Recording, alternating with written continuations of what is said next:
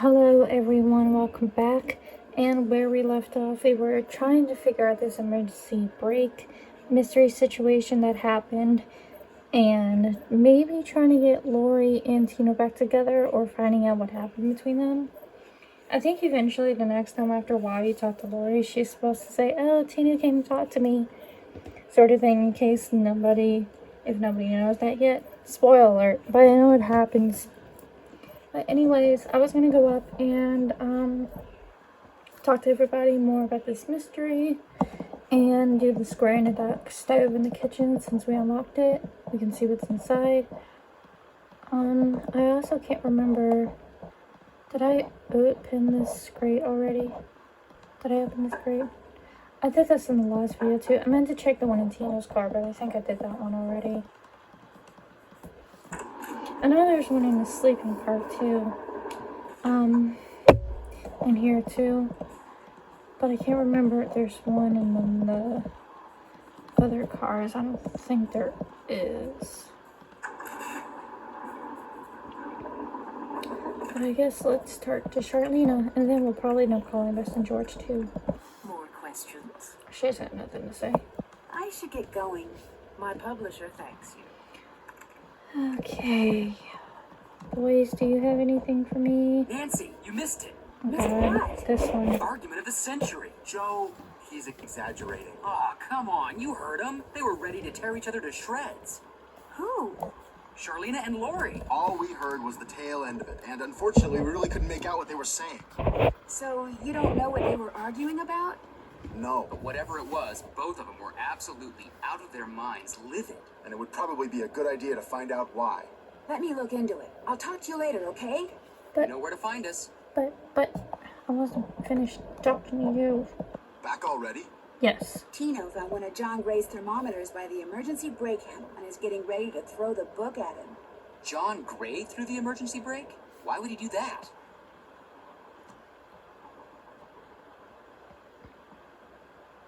That was my first question, which makes me wonder if maybe Tino's the one who's up to something. I still say there's less to all this than meets the eye, if you get my drift. I get your Drift, Joe. I've lived with your drift for years. I'm saddled with your drift. All right, all right. I don't know why I always got a kick out of him saying that line. I don't know why. See you soon. You better. Okay, I guess. Talk to the engineer while we're at it. Engineer, Hi, I'm Nancy Drew. I talked to you before, very briefly. you're not the one who made the emergency break, are you? No. Good. Because if you were, I'd have to come back there and throttle you. Old as this train is, it's a wonder it stayed on the tracks. So you have no idea who threw the brake? Like I just said. If I did, I'd be back there tanning their hide. Now, if you don't mind, I gotta get back to work. Okay, before we get into the business between Charlene and Lori, which we're gonna have to go probably back and forth to talk to him, let's look to see what's in here first. James Thurston. I hereby agree to pay James Thurston the sum of $9 a week, plus room and board in return for his services as an engineer on my train. May 23rd? What is that date? 1879, I think it says. So at least we know the name of Jake's engineer now. So maybe eventually soon we can mention that to the boys, but for now let's try to find out what happened between Charlena and Lori. More questions? What were you and Lori arguing about earlier today?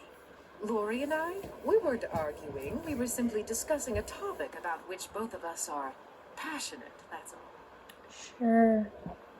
Were you discussing her wanting to be a romance novelist? No, and even if we were, that's really none of your business.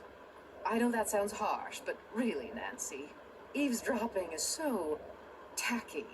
Actually, it was Frank and Joe Hardy who overheard you. They said I should talk to you before they gave me all the gory details, but since you obviously don't want to tell me your side of the story, I'll just have to get the scoop from them. No, you don't have to do that. A storyline that Lori submitted to me found its way into my last book, despite the fact that she never received compensation for it. She's reading the book now, and when she got to that part, she freaked. You stole one of her ideas? She had no business sending me unsolicited material. But technically, yes. Now, legally, she can't prove anything, and I'm certainly not about to admit anything. And it's not as if she needs the money. But that's what we were arguing about. For what it's worth, I'm going to talk to this producer I know to see if he'll cast Lori in his next movie. It'll help ease my conscience, and who knows? She could wind up being a star. I mean, she is blonde. You're stereotypical, but technically, as much as I know, if she has a copy of what she sent you, she can technically prove in the book that you used it without asking her. My publisher thanks you.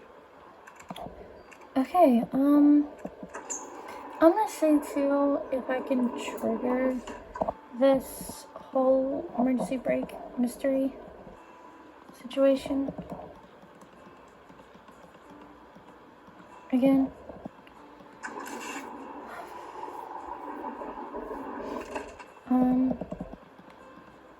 I promise soon we'll talk to Bess and George. I just want to see if I can trigger something real quick.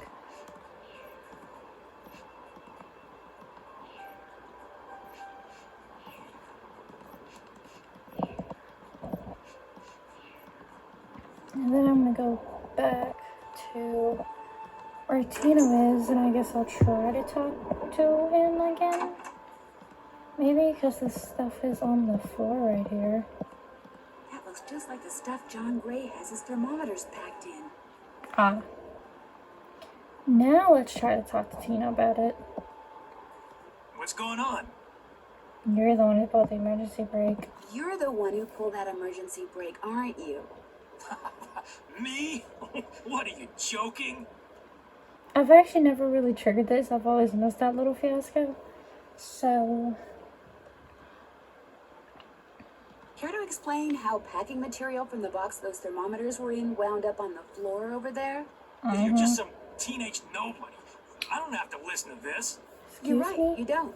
Neither do the other passengers. But unless you give me a good reason not to, I think I'll tell them anyway. Look, maybe I was a little hasty, pointing the finger at the ghost guy like that. Maybe all those lies people have been spreading are starting to get to me. Maybe I thought it would help if I got a little positive press by solving a crime aboard a haunted train. Maybe I apologize. And, maybe you can see fit not to let any of this go beyond this room? Well, no harm done, I guess. Great. Well, what else can I do for you? I don't Hope know. I didn't take up too much of your time. Anything for a fellow detective. Okay, I'm gonna talk to Lori.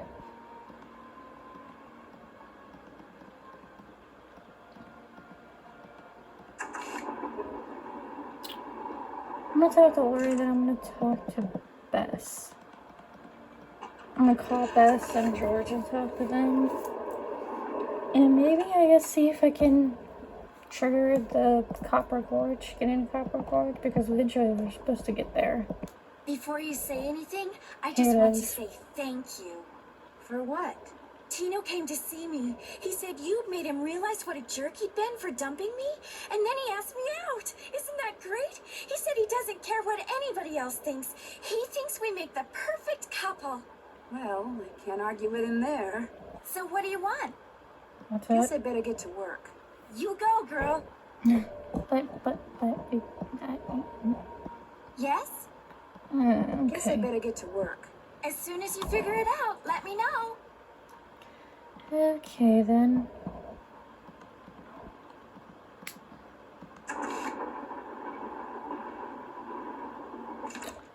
I guess we'll call the girls then.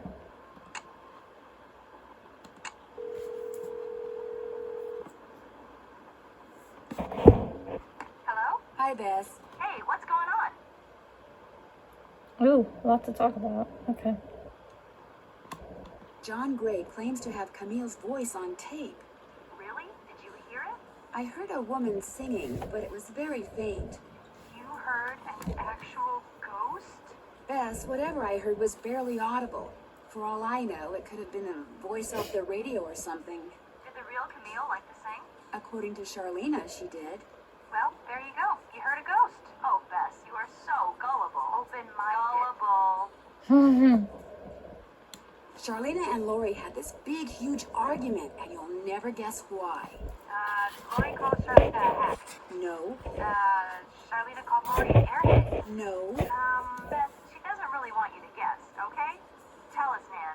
Well, it seems that Lori sent Charlena a bunch of story ideas, one of which Charlena used in her latest book without telling or paying Lori. Charlene stole something Lori wrote? That's incredible. No, the fact that Lori wrote something that Charlene thought was worth stealing. That's what's incredible. Mm-hmm.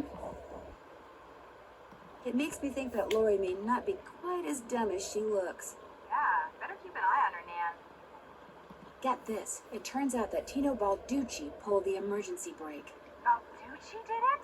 He framed John Gray so he could arrest him and get some positive press for himself.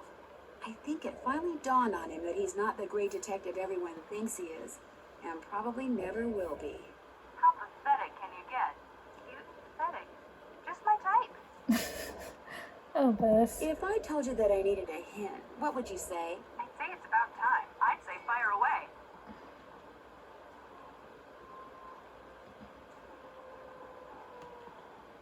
I still don't have all the gemstones I need. Help. The good news is, one is in Jake's car, right by Tino. The bad news is, one is in Jake's car, right by Tino. Okay, thanks a bunch. You're welcome a bunch. Goodbye. Okay, so I think I'm literally at the point where I can trigger the next thing because all the other puzzles that I need to do I think are triggered as it goes by.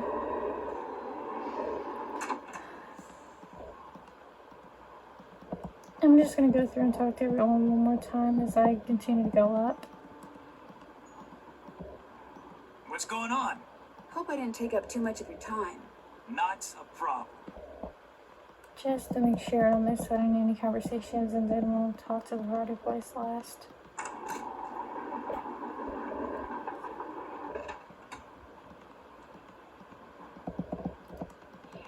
What's up? Well, I'll catch you later. Take care.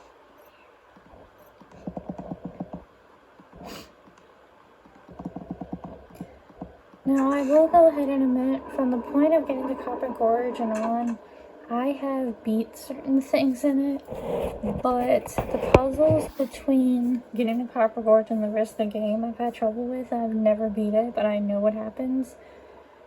So I may cut out of me doing the puzzles because of the fact to save recording time, because I'm pretty sure you guys don't want to see me failing miserably at a puzzle and taking so long. But I will show you me starting the puzzle or at the puzzle, and then I'll show you when I'm finished, sort of thing, because I really that'll probably take me a while to do certain puzzles. So More questions? I should get going. My publisher thanks you. yes, we'll talk to the Hardy Boys now.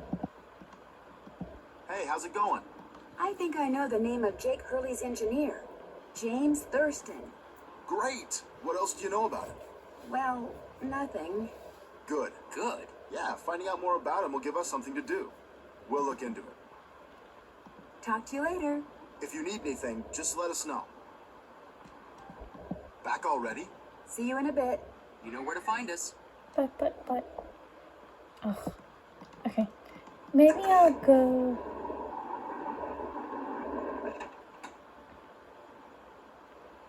Am I missing something? I could've. Okay. Let me do this. Let me actually go through this and see if I'm missing anything. Because certain puzzles I can't do until a little later in the game. I'm done with that. I'm done with that. Finish that. Still have to do that. Finish that. Finish that. Still have to do that. Still have to do that. Check. Finish that. I'm done with that. Can't check that off yet. Can't check that off yet. Check. Check. Check. Check. I'm done with that. I'm done with that. Check. I'm done with that. I'm done with that. I'm done with that. I'm done with that. Check. Finish that. I'm done with that. Check. I'm done with that. Still have to do that. Can't check that off yet. See if Frank and Joe were able to find out anything about Jake's engineer. Okay. Let me see if I can trigger it now, because otherwise I'll probably literally just walk back behind the train to the front again and see if that'll trigger it. Hey, how's it going? There we go. See you later. Sounds good.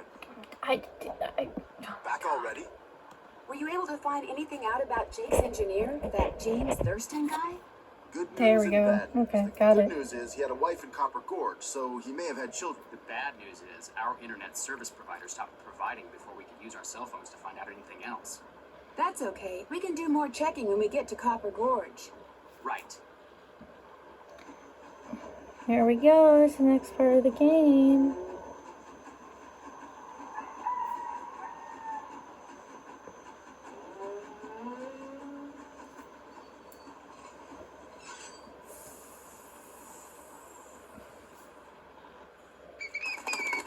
Alright, we are here in Copper Gorge. I will do a few more minutes, but I'm not going to get into it too much until the next video. But, I guess let's head into this place. Hey there! Welcome to Buell's Old Time Taffy House. Come on over here. Oh, God. Welcome, stranger. Listen, you by any chance get here on that private train what's parked out yonder? As a matter of fact, yes, I did. There's a rumor going around that Charlene Purcell's on board. Is that true? As a matter of fact, yes, it is. Hot dang if that don't beat all. I've read every single book that gal's ever written. Best writer whatever lived. Did she get off the train too? I don't think so. She's pretty busy. Charlene Purcell herself right here in Copper Gorge, breathing the same air as me. Hot dang! Well, welcome, little missy. Go on in and take a gander at what life was like during the heyday of Copper Gorge whilst you sample some of our delicious homemade saltwater taffy. Saltwater taffy. So, this is some kind of museum? Why, it's the best kind of museum, sister. It's free. You can gape and gawk and ooh and ah to your heart's content. At least you can till I close up. Are you Buell? Do I sound like a Buell to you? Sorry, the costume kind of, threw me off. Right. Sometimes I forget I'm wearing this thing. Buell was my great-great-uncle. This building used to be his general store. During the glory days back in the 1880s, he commenced a pawnbrokery. So the miners Copper Gorge was crawling with back then could raise some cash to pay for grub and tools and such. But pretty soon, the mining boom went bust. And there was Uncle Buell, stuck with a whole store full of junk. Only it wasn't junk to him. Debris from lost lives and broken dreams, what he called it. Couldn't bring himself to get rid of it. So, passed it on to his kin. My great-granddaddy's the one who come up with the idea of turning the place into a tourist attraction. And you make money by selling taffy? Tourists just love taffy, especially when you dangle a free sample in front of them to get them hooked. Of course, it ain't really free. Some taffy on a stick will cost you 2 tokens, which you can get by winning both those games over there. That's the part that I'm gonna skip recording. How much does it cost to play them? Well, ain't you the little penny pincher? Fact of the matter is they're free. Unless you go messing with the artifacts I got in here. Do that and you'll be head first in the nearest snowdrift before you know what hit you. Do you by any chance have any of Jake Hurley's things in here? Jake who? Hurley. He was a miner. I think he may have left a lamp and a pickaxe with your great-great-uncle. Never heard of him. Of course, that don't mean his stuff's not here. Just means you're just gonna have to look around and see for yourself. But remember, Susie Q, don't touch. Okay. Pleasure talking to you. Ditto, little missy. Okay. This looks just like the insignia I saw on the train. I'll bet this was Jake's trunk. If this was his trunk, maybe the pickaxe and lamp that I need are inside. Yep, see that? Need that to open. Let's see. Okay, this is one of the games right here. This one and this one. And this is where you get the taffy, I think. Looks like to get some taffy on a stick, I'm going to need 2 different tokens. Yep.